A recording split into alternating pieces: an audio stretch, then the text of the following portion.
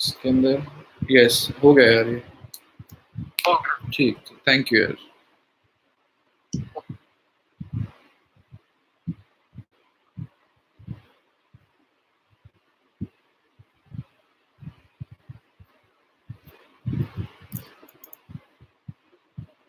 Okay.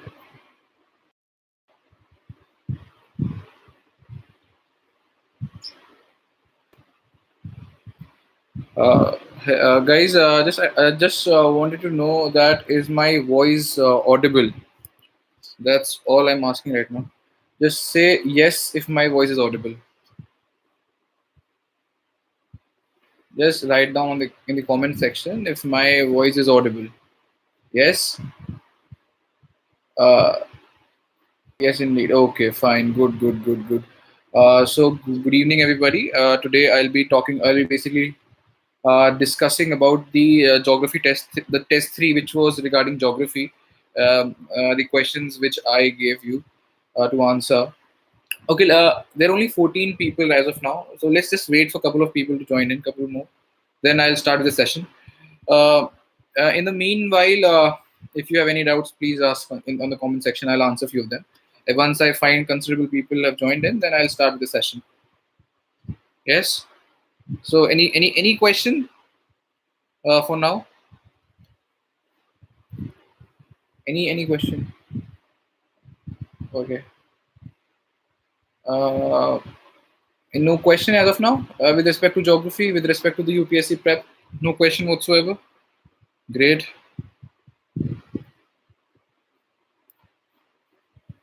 Uh, okay, fine. Strategy for geography. And I'll be discussing that as well. I mean, the entire session is only about geography. Best books for geography: NCRTs and GC Leong for the general studies.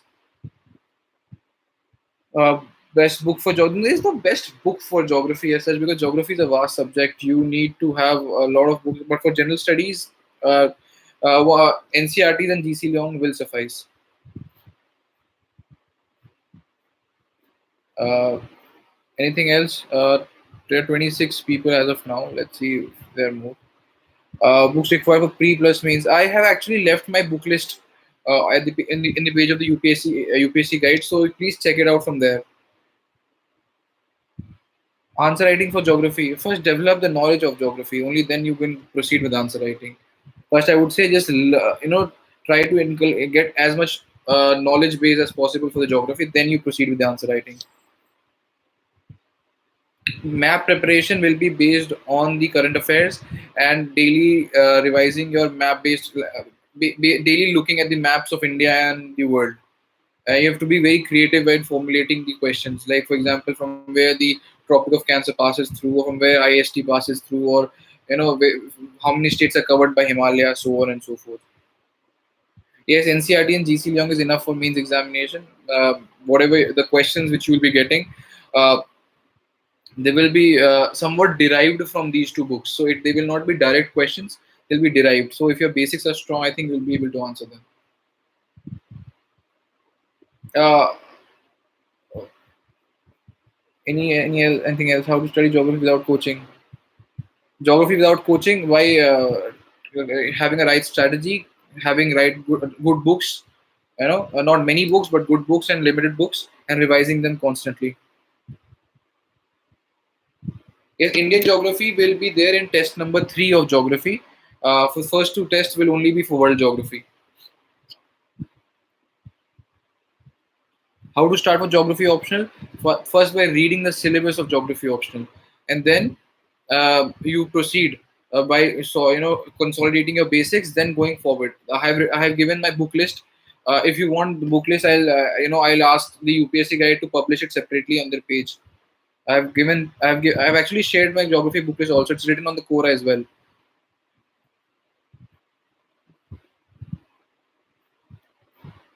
Okay. So let's start.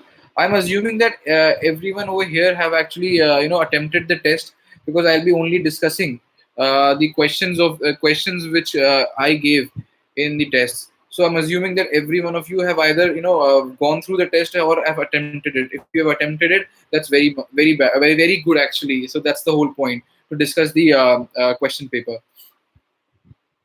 Yes, Chinmay, I'll be talking about that question also. Salinity based questions. Yes, I'll be discussing all the questions, all the 55 questions I'll be discussing. So yeah, good, good, good. So you have attempted it, right? So now I think I should start. I think yes, decent amount of people are there. Good. First question. Let's start with the first question. Someone just asked me where can I get the questions. The questions. There's this test which was conducted by the UPSC guide. Please enroll with them, and they will provide you all the question papers. So this session is basically about the discussion of that test. Right. Okay. Let's start. So the first question was from the topic of oceanography, about oceans, and also linked with the climatology. The first question was, where among the following can the seasonal changes in the winds be best seen? So the answer for this was Indian Ocean, because if you know that when the wind movement actually changes completely, in a very drastically the wind pattern changes in Indian Ocean. This is the reason why we get monsoon at a particular time, and why there is northeastern trade winds during the winter. So this is the correct answer, the Indian Ocean. The rest of the options which I've just mentioned, over there you don't see much changes in the wind pattern as such, as compared to the Indian Ocean, right? And the second question was, which among the following is the most appropriate reason for the absence of cyclones near the equator? So this is a very basic question. This is also mentioned in your NCRT. The answer for this is the absence of Coriolis force. Without Coriolis force, the cyclone, especially the tropical cyclonic system, will not work. And since we don't have a decent amount of we have very minimal Coriolis force near the equator, and hence there are no cyclonic formations there. So that was your second question. Okay. Third, there were the question talked about different local winds like Sirocco and Harmattan and Zonda, and all the three are correct. These are basically a factual. This is basically a factual based question. You have to learn them. These are these are very famous local winds seen around the world. Like Lu in India is very famous. Similarly, Sirocco in Mediterranean is very famous. Harmattan, Khamsan, and there are many others. Like there's Foen, Chinook. These are the local winds which are very famous. So the answer for this is 1, 2, 3. Everything is correct over here. So I don't think there's much discussion required. The fourth question: ocean water salinity constantly reduces with depth. That's wrong. It doesn't reduces constantly with depth. If you have, I don't know if you have seen the diagram of SNT. It is not constantly. It can either increase or decrease as depending upon the salinity and the depth. So first statement is wrong, and similarly the second statement is also wrong. The temperature also does not reduces constantly. It can either increase or reduce depending upon the temperature of the water itself. So answer is none, D. Now the fifth question. Was, if you have read GC Leong, that mentioned the topic which I had mentioned earlier. Over there you could have, there was this topic about different type of climates, and in that this was also mentioned. So the question was, in a particular location experiences a well distributed rainfall throughout the year, mainly due to the perennial influence of the onshore westerlies. The location is majorly found in temperate western margins of the continent. So basically the type of climate which is being talked about here is the British type climate. This region generally receives rainfall of up to 130 centimeters throughout the year annually, and the major reason for the rainfall is the permanent presence of the onshore westerlies. So if you go to London or if you go to England, you will see that there is rainfall almost every day, and this type of climate is always found on the western margins of the continent. For example, England is towards the west of Europe, right? So this is how, if you well versed with the maps and all, so you will be able to solve this kind of question. And of course, knowledge about the west wind movement is also necessary. The answer to this question was D, the British type. All right. Now let us come to the sixth question. Jet streams are absent in the southern hemisphere. This is absolutely true. We don't have jet streams in the southern hemisphere. They are only found in the northern hemisphere. The reason for that is that the basically for the generation, jet streams are basically the fast moving geostrophic winds. For that to happen, the pressure gradient force and the Coriolis force needs to be perpendicular to each other, and the both have to be really really high so that the jet stream can originate. So this kind of condition is not found in the southern hemisphere because the land water distribution is very very uh, skewed. I mean, the water is more than land, so automatically the pressure gradient force is less. So this is the reason why jet streams are not found in the southern hemisphere. So the first statement is right, and second statement is jet streams affects the temperate cyclonic system. Yes, they do affect the temperate cyclonic system. If you uh, and if you read the climatology and study about the temperate cyclone, you will find that wherever the jet stream is prominent, the temperate cyclonic system will be very effective. So yes, from that logic, yes, the jet stream also affects the temperate cyclonic system, and in this, both the statements are right. Where among I'll be coming to the seventh question. Where among the following can one experience pseudo monsoons? See, this is a very out of the box question. I mean, not many people are aware that there's something known as pseudo monsoon also, which is very fine. I mean, the UPSC will not expect you to know these kind of things, especially for a GS candidate.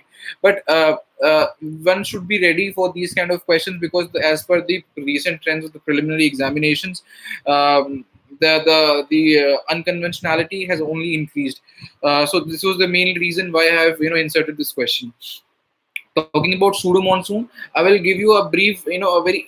I'll try to explain you in a very simple term. Pseudo monsoon is basically the monsoon which is kind of fake monsoon. It is not an annual phenomenon. It is not something which you'll expect on a yearly basis, just like we do in India. These are the monsoons which occur because certain changes occur in the wind pattern out of the blue. So these are very randomized monsoons. So, but the way I have formed, I made this question was such that if you could eliminate the answer, the wrong questions, you could have landed up on the right answer. For example, India, as we know, experiences proper monsoon, so India cannot be the answer. Similarly with China, China also experiences monsoon just like India, so even China cannot China will not be the right answer. So when you talk about the Mediterranean Europe, Europe has no concept of monsoon, so even Europe gets eliminated, Mediterranean Europe for that matter. The only remaining answer is the Somalia, and which is the right answer. I mean, that is the region which experiences pseudo monsoon. So the answer for this was B. All right. So now I'll be coming to the eighth question, which among the following is the reason for the wet winters in the Mediterranean Europe? Uh, Mediterranean, like if you go to say Italy or Spain for that matter, what you will see that the summers are very dry, but the winters are very wet. The reason for this is that there is the downward move. I mean, the wind belts gets pushed a little southwards because of the southward movement of the sun, and because of this, the westerlies now get penetrated into the Mediterranean area. And this is the reason when there's onshore westerlies in the Mediterranean Europe, you automatically receive rainfall. So this is the reason why Italy, Spain, or the Mediterranean countries receive a lot of rainfall during the time of winters. So the answer for this was the seasonal movement of westerlies. This was the right answer. Answer was B. Correct.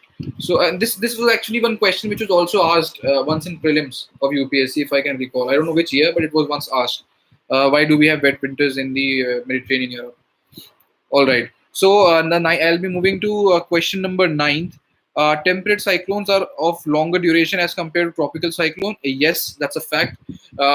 Tropical temperate cyclone is a very important phenomena because of which vegetation occur in many parts of Europe despite being very cold.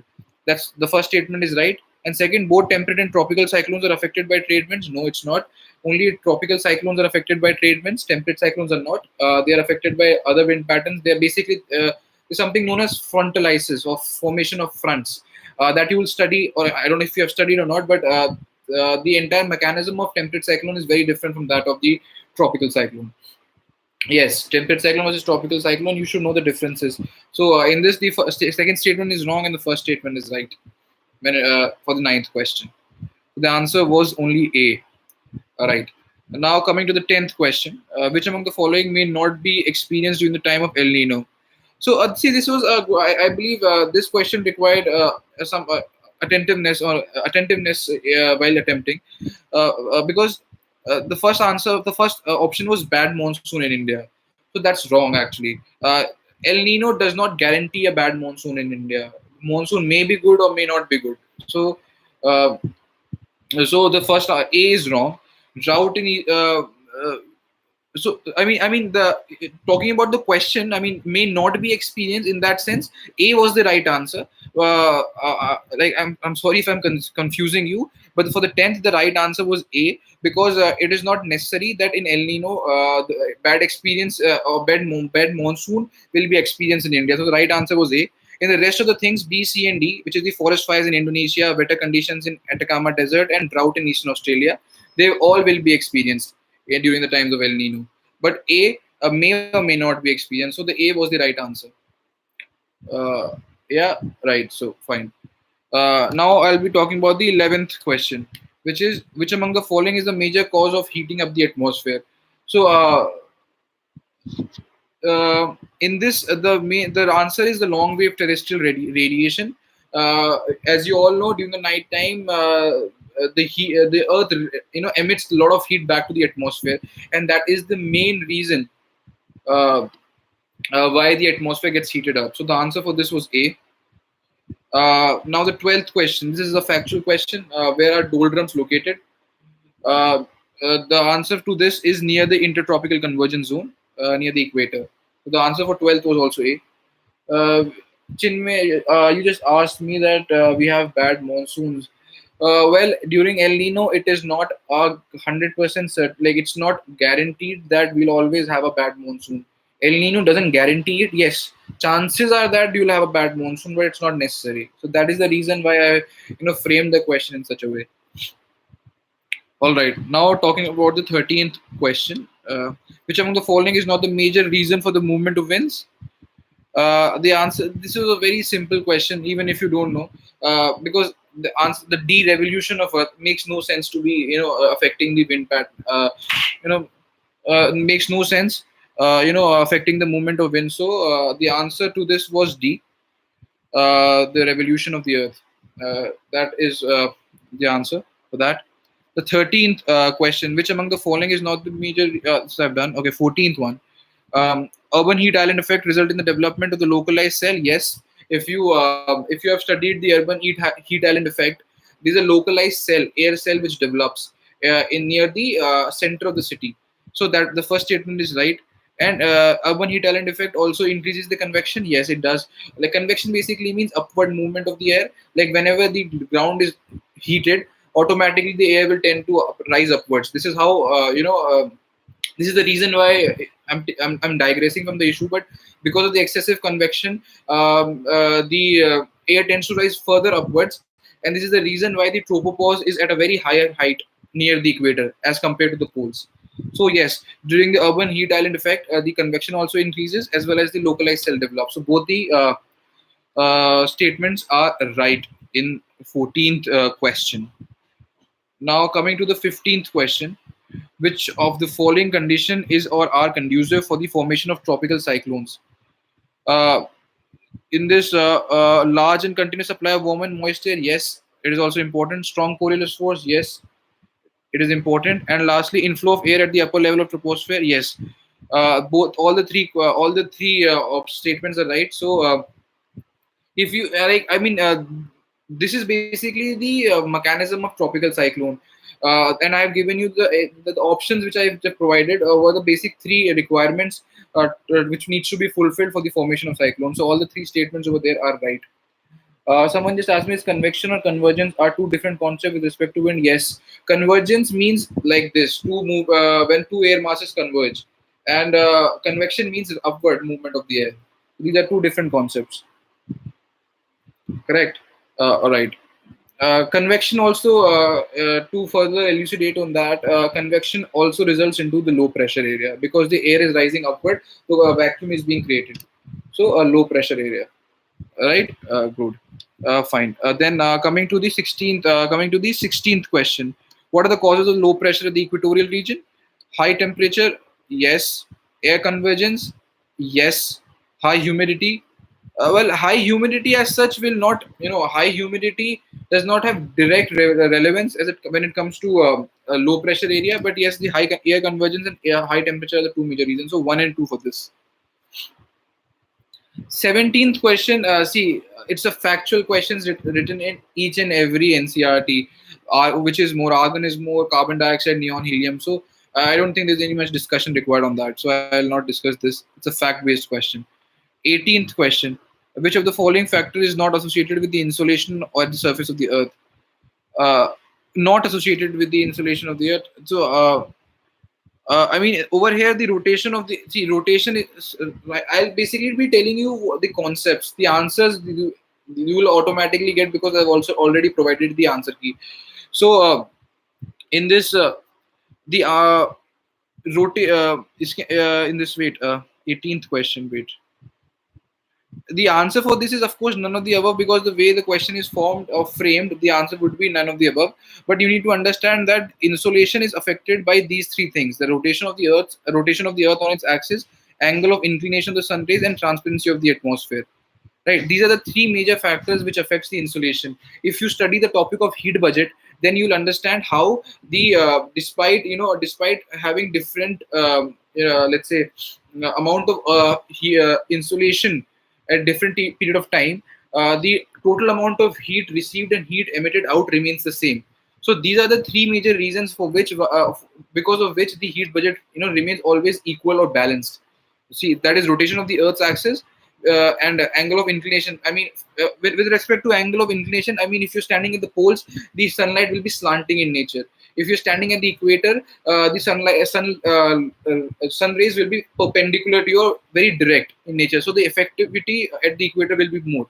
So this is another reason. And transparency of the atmosphere means if the atmosphere should be such that it allows the sun rays to come in and also allows the sun rays to go back. So transparency of the atmosphere also plays a big role.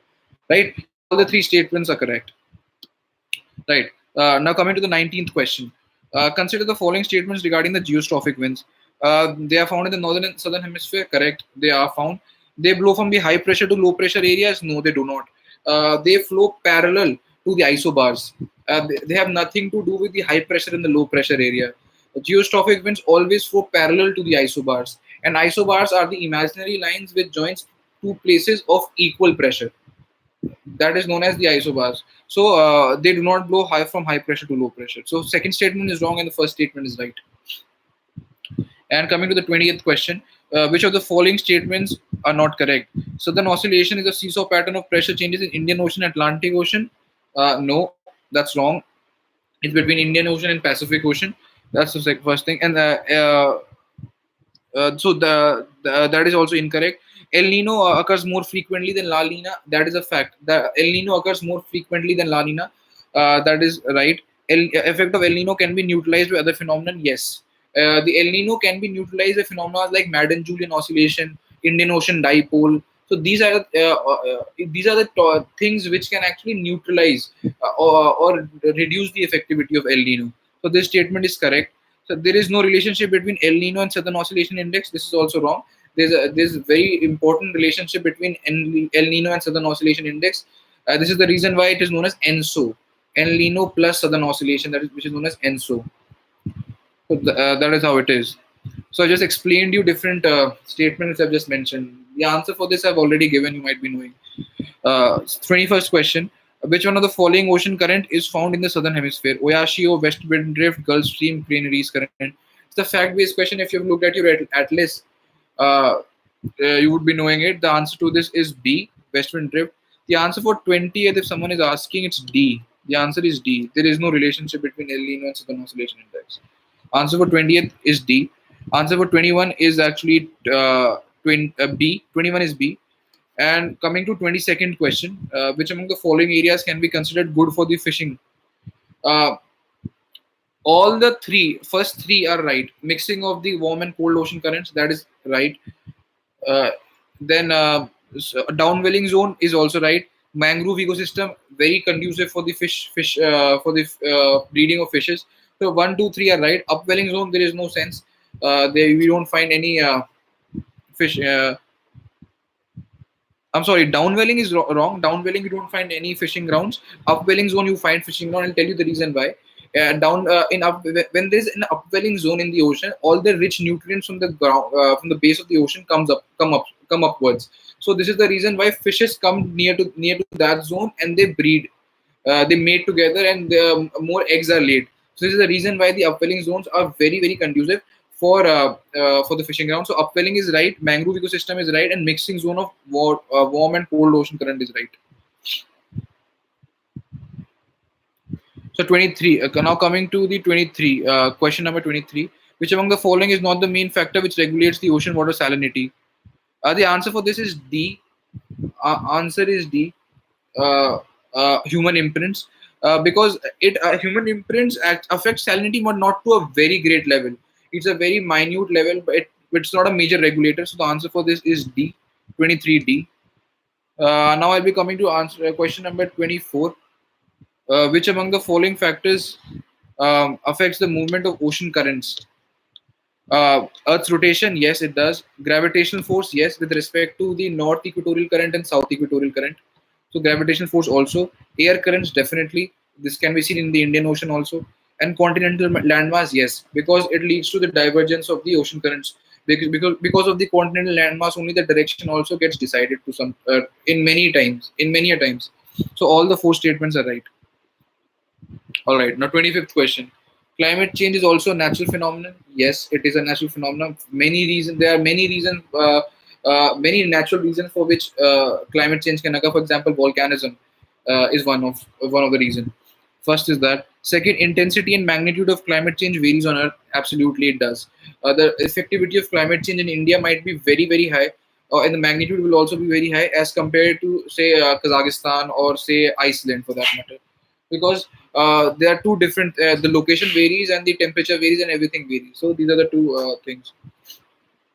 It varies. So both the statements are right. Right. So coming to 20 question number 26.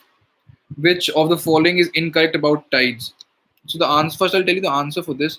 The answer for this is A. Answer for 26 is A. Neap tide has a maximum range of tide. No, actually spring tides they have the maximum range, not the neap tides. And the rest of the statements uh, uh, are all correct. That is the reason why A is right. Spring tide occurs when the sun, moon, and earth are in the straight line. So all the B, C, D, all the statements are right. Only A was incorrect. Where it is the spring tide which has the maximum range. So I don't think there's much to explain there. Wet coast. Now coming to the 27th question. Uh, West coasts of the continents in tropical and subtropical latitudes, except close to equator, are bordered by warm waters. First, I'll tell you the answer first. The answer for 27th is B. So you can check also. Only second statement is right. And mixing of warm water. See, this is I've just told you that mixing of warm and cold water result in the best fishing grounds. That is a natural phenomenon. This is the reason why near Canada, near Newfoundland, and near Japan, best fishing grounds in the world are found. Even near Peru, for that matter. Right. So the B statement is absolutely right. West coast of the continents in tropical and subtropical latitudes are bordered by warm waters. No, they're bordered by cold waters. The cold ocean currents are found there. So the A statement is wrong. Now coming to 28th question. Which of the factors regulate the heat budget of the ocean? See, there's a heat budget of the atmosphere as well as the heat budget of the ocean. They both are, I mean, almost same, but still there is a two different. I mean, the mechanism is a little different. So the three statements are given: the advection of the ocean water, evaporation of the ocean water, and high specific heat of ocean water. Actually, all the three statements are right. All three factors are important for maintaining the heat budget of the ocean. Advection, why? Because the cold ocean water goes to the warm areas and the warm ocean current comes to the colder area. So that's one thing. Advection means the vertical movement of the air or the ocean for that matter. Convection is the upward movement. Right? Advection is horizontal movement, convection is vertical movement. You should be aware about these words. These are very basic words, and these are given in your NCRTs. So advection of the ocean currents, that's one. Yes, it does regulate. Second is evaporation of the ocean water. How does evaporation leads to the let's say maintaining the heat budget? If you come from the science background, you might be knowing that when something gets evaporated, a lot of latent heat also gets transferred. So similarly, latent heat gets transferred upwards because of the evaporation. which gets stored and goes into the atmosphere, and later all the condensation, etc., happens. So evaporation is also another reason why the heat budget is maintained. Third is the high specific heat of ocean water. High specific heat because if you understand, if you know that the ocean, it takes a lot. I mean, the specific heat of ocean, specific heat of water is much more than any other. I mean, say wind for that matter. So a lot of water is a lot of heat is stored in the ocean water. So this is and it also, and this heat also gets transmitted by different processes. Let's say conduction for that matter. When the air comes in contact with the warm water, the heat gets transmitted to the air. So that's another reason why the heat budget gets maintained or gets balanced, because of the higher specific heat of the ocean water. So these are the three options, and all the three options are right. And and so the answer to this will be 1, 2, and 3. All right. So now 29th question, which is which among the following is where the highest tides in the world are found? So this was actually given in the 11th standard NCRT in the box. The answer to this is Bay of Fundy, found in Canada. Answer is B. So there's nothing to explain there. The fact-based question. Normally, the temperature decreases with the increase in the height of the Earth's surface, because the answer to the 30th question is C, which is 1 and 3 only. The atmosphere can be heated upwards only from the Earth's surface. It does. Yes, that's a fact, because of the long wave terrestrial radiation, and the air is less dense in the upper atmosphere, and that is also right. That's also a fact. And the second statement is factually incorrect. There is more moisture in the upper atmosphere. That's wrong. That cannot happen, because atmosphere. I mean, it's because the intensity of the weather effectivities get reduced when you go up towards the tropopause. So the second statement is wrong. Now coming to the 31st question, the answer to this is A. That is one only.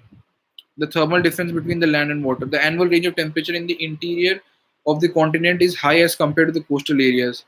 So the answer to this is A. Yes, the land water difference it plays a major role. Like if you would know, when you are in the, for example, if you're staying in Delhi or Jaipur for that matter, there is extremities of temperature. The winter will be very cold and the summers will be very hot, because there's an effect of continentality. There is no water around these areas which can act as moderators as you go to, but in comparison to that, if you go to say places like Thiruvananthapuram or Kochi or Chennai, the temperature will not go very high, because there will always be sea breeze and the land breeze to regulate. So the effectivity of oceans will be there.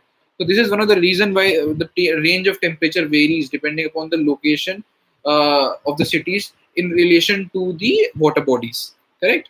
So the extreme temperatures will always be found in the landlocked regions and not in the coastal regions. Right, right, right. Uh, variation in altitudes. Variation in altitudes between continent. This is. I mean, this is not a very apt answer. I mean, this can be right, but not as right as compared to the first option. And the options were arranged in such a way that only one could be. I mean, there was no option of 1 and 2, right? And so third and fourth are absolutely wrong. And so there was no 1 and 2, so the answer will only be one. So there can be a situation when let's say two options might be right, but only the answers are arranged in such a way that you have to pick only one. So in these situations, you have to be a little smart. Do the following affect the atmospheric pressure? Altitude, yes, it does. Temperature also does. Earth's rotation also. Basically, the answer to this was all of the above. 32, the answer is all of the above. 33. Consider the following statements and identify the right ones. Air pressure decreases when air descends. Air pressure decreases. No, air pressure increases when air descends. Uh, I mean, this is the reason why there is subtropical high pressure zone near the 30 degree north and south, because air is descending downwards and automatically the region becomes heavier. The air pressure at sea level is lower than the mountain top. No, that's wrong. So both the statements are wrong, basically. The answer to this is none. Coming to the 34th question, the ratio of air's actual water vapor content to its water vapor capacity at a given temperature is called. This is basically relative humidity. There are three types of humidity, mainly namely relative humidity, specific humidity, and absolute humidity. But I don't think at the level of GS you are required to study all the three types of humidity. if you know about relative humidity, that's more than enough, because that is something which is used in a great in many places, especially while understanding the rainfall, when it will rain, and so for example, if there is when the relative humidity is 100%, there are greater chances of rain. So we generally look at the relative humidity when it comes to precipitations. All right. So now consider the following statement and identify the right ones. The surface temperature of the sea increase from equator towards the pole. Okay, the temperature at the ocean bottom varies from the equator towards the pole. Well, the both the statements are wrong actually over here. It's not towards from equator to poles, not necessary, because near equator it might be a little colder as compared to the subtropics. So over there, the this first statement goes wrong. You might be you should know that the salinity and the temperature is not the highest near the equator. It is highest in the subtropical region. So that's one important thing. That's one important geographical fact you should be aware about. So that way, the first statement is wrong. The temperature at the ocean bottom varies from the equator towards the poles. Yes, it at the ocean bottom. No, ocean bottom the ocean in the ocean bottom, the temperature and the salinity is almost constant. So over there, that way, the second statement is also wrong. So both the statements are wrong. Now consider the following statements and identify the right ones. Right. Okay. Warm currents bring warm water from the polar regions to the equator. No, it brings warm water from the warmer region to the poles. Right. And the cold currents bring cold water from equatorial regions to the polar regions. That's wrong. How can I mean that's if you even read the top, you read the question, you might understand that this is how can cold currents originate at the equator? They'll only originate in the temperate regions. Right, right. So both the statements are wrong.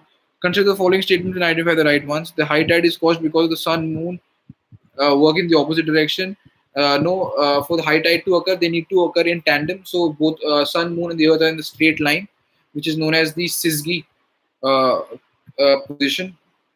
High tide occurs when sun, moon, and the earth are in the straight line. Low tide is caused by the sun, moon, and the earth in the same line. That's wrong. Over there they're working perpendicular to each other, so that's how it is. So second statement is wrong. I mean, both the statements are wrong in this. Which of the following causes waves? uh, Underwater volcanic eruptions, underwater landslides, slippage of seafloor. All the three reasons are correct. Basically the answer is D, all the above. Identify the right one. Salinity increases towards the poles.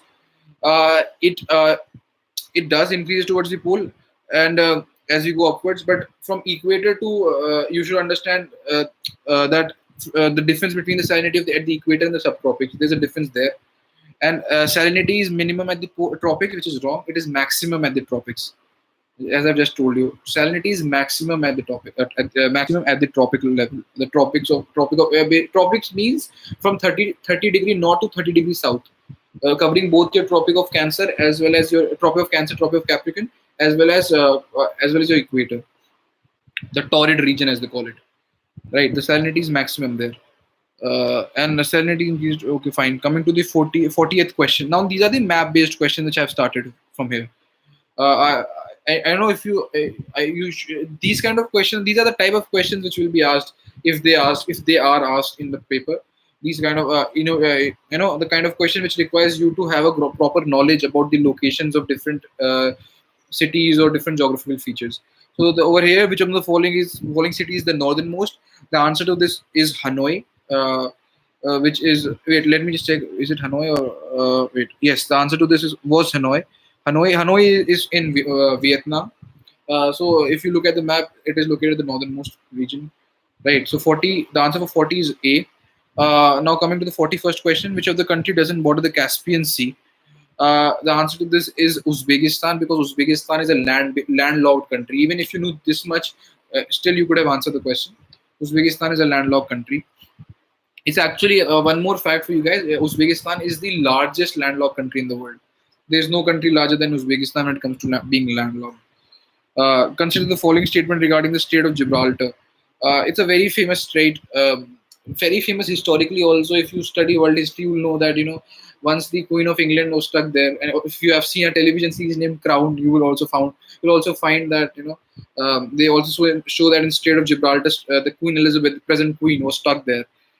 Okay, right. So coming back to geography, yes, it separates Spain and Morocco. That's right. It joins Mediterranean Sea and Atlantic Ocean. Absolutely right. So both the statements are right in this. Okay, fine. Now coming to the 43rd question. Now this is the Indian map from India. As I've told you, map of both India and the world will be covered. So for in 43rd question, the answer to this is price channel. Which among the following passage separates Little Nicobar Island and the Great Nicobar Island? So I know these are difficult. I mean, this was a difficult question. Not many people are aware about it. Uh, so Price Channel is the right answer for this. You should know where the Duncan Channel is, where is the Channel located, and other channel located. If you look at the atlas, they are very clearly given there. So I have taken that taken that answer from there itself. Price. The spelling for this is Pryce. Price Channel. Okay, now 44th question. Which among the following is included within the Panchmadi Biosphere Reserve? So you should know at least that the Panchmadi Biosphere Reserve is located in Madhya Pradesh. Right. So the answer to this was only one and two: Bori Sanctuary and Satpura National Park. If you Kana National Park is way south. It's not there near Panchmadi region. So this also requires a knowledge about the national parks and the look and their location, which is very important because every year they're asking these questions regarding national parks and wildlife sanctuaries. All right. Now the 45th question is something which is known as related to current affairs. Kaveri has been in news for last 2 years, and they have not asked the questions regarding Kaveri yet. So they can anytime ask questions regarding Kaveri. So you must be well aware about what kind of dams are located on Kaveri, what are the tributaries, what sanctuaries are found in the Kaveri Delta, so on and so forth. Where it drains, where it's the origin of the Kaveri. So so which is not the tributary of Kaveri? Chalakodi River is not the tributary of Kaveri because Chalakodi River is found in Kerala, and all other tributaries are found, they are situated with Kaveri. So the answer for this is D. 45th answer is D. Okay, now the 46th question: the Blue Mountains National Park. So this is a fact-based question. The answer to this is Mizoram. It is found there. I mean, there is no much explanation required. All right. 47th, equator doesn't passes through which of the following country? The answer to this surprisingly is A, Equatorial Guinea. They have a name attached to themselves with equator, but the equator doesn't passes through that country. So the answer is A. So yeah, these kind of questions can also be expected. Very confusing. Okay, fine. Coming to the 48th question: which among the following desert in Africa borders Walvis Bay in South Atlantic Ocean? So now this kind of question requires a lot of knowledge about the location. You need to know where Walvis Bay is first of all, right? And apart from knowing different deserts in Africa, the answer for this was Namib Desert. Namib Desert. It just borders the Kalahari Desert. It's on the western margins of the Africa. Covers western. If you look at the map of Africa, there's a U shape towards the south. So the western part of that U is actually Namib Desert. It covers around 3 countries. So please look at it if you don't know. Fine. Now 49 is again a very a fact-based question. Where will you find Mosquito Coast? Actually, this is the answer for this is Nicaragua. It is I know if you know where Nicaragua is and what the capital of Nicaragua is, please write down in the comment section. I'll be more than happy to see that. So the answer for this is Nicaragua. It's just a fact, nothing else. So there's not much explanation required, and I don't expect these kind of questions to be asked in UPSC. But still, you must be. These are the questions which are actually some kind of they put mentally tough. That even if you come across these questions, you are ready to forget about them and move ahead. If you don't know. So these type of questions are for training you in that particular way, not for giving you these facts or GK type of things, because these are not expected in UPSC. It is just to mold you for that examination hall, for that examination hall environment, basically. Okay, fine. Now the 50th question: which is the headquarter of the Northeastern Railway Zone in India? Answer to this is Gorakhpur. This is given in the NCRT. Right. It's Nicaragua is in Central Mexico, in Central America. It's near Mexico, not exactly Mexico. Yes, and it's somewhere in between, near Benin and all those countries. All right. Okay. Now coming to the 51st question, consider the following statements regarding the Madden-Julian oscillations. First is it's an ocean atmospheric phenomena. That's a fact. It's an ocean atmospheric phenomenon. Second, it's a cell which moves around the globe, which and it affects the El Nino. Yes, it does. It moves westwards. It covers the entire globe around in a month. I don't know what's the exact period, but it moves around the world, and it's a localized cell, air cell with convection and advections. Um, and it affects the El Nino. Wherever I mean, there should be a coincidence that El Nino should be at the same place where Madden Julian oscillation is, and if that thing happens, it will definitely neutralize the effects of El Nino. So that's how. That it is all the three statements were right in the 51st question. Now coming to the 52nd question. Yes, Managua is the correct capital of Nicaragua. Great. Despite having the ideal conditions, why doesn't the Persian Gulf region normally experience a cyclone? Actually, this requires a lot of curiosity in the subject. Like if you have studied cyclone, you should wonder why we don't have or why don't we ever receive cyclones in the regions like say Kuwait or Iran or not exactly Iran, but these Persian Gulf region. Because they provide the ideal condition for cyclones. The fact is that these regions are desert region, the arid region, and they are unable to maintain the low pressure. If you go to a desert, in the morning it will be very hot, more than 50 degrees Celsius, but when the night it will be very very cold. So they are not able to maintain the low pressure, and for cyclone to occur, you need perennial influence of low pressure. I mean, the low pressure should be there at all times. So this is the reason why the Persian Gulf region normally doesn't experience cyclonic formations. So yes, so that's that. A very important, very important fact or knowledge you should always have when studying geography. Right now, a 53rd question: assertion and reasons. Assertion is that the height of the troposphere is highest over the equator. Absolutely right. I just mentioned it a while ago. Second is convection of the wind is greatest at the equator. Yes, the higher the convection, the more higher the wind will go, and this is the reason why the tropopause at the equator is at the higher height as compared to the poles. The average.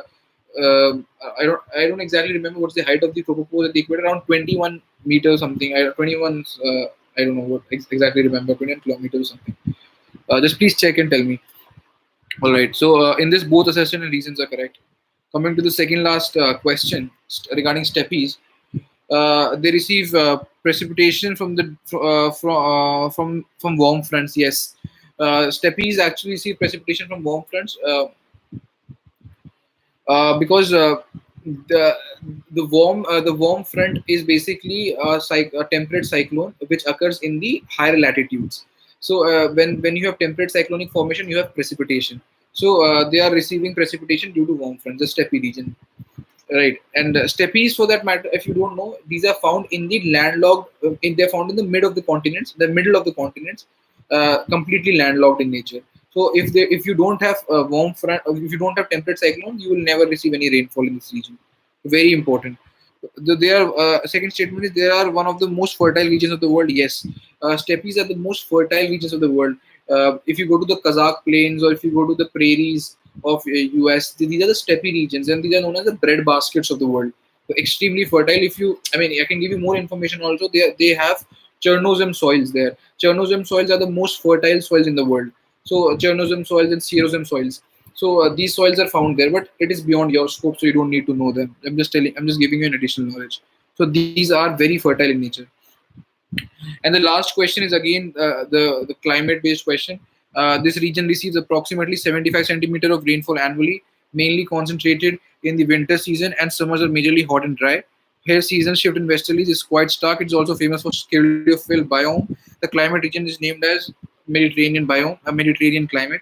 The moment you hear the word sclerophyll biome, just make sure it is always Mediterranean region, because that biome is only found in this region. And talking about the winter concentrated precipitation, I just told you that because of the seasonal change in the onshore westerlies, this region receives precipitation only in winters. And during the time of summer, they're absolutely dry. So that's it, I guess. That the answer to this was B. And I have covered all the 55 questions.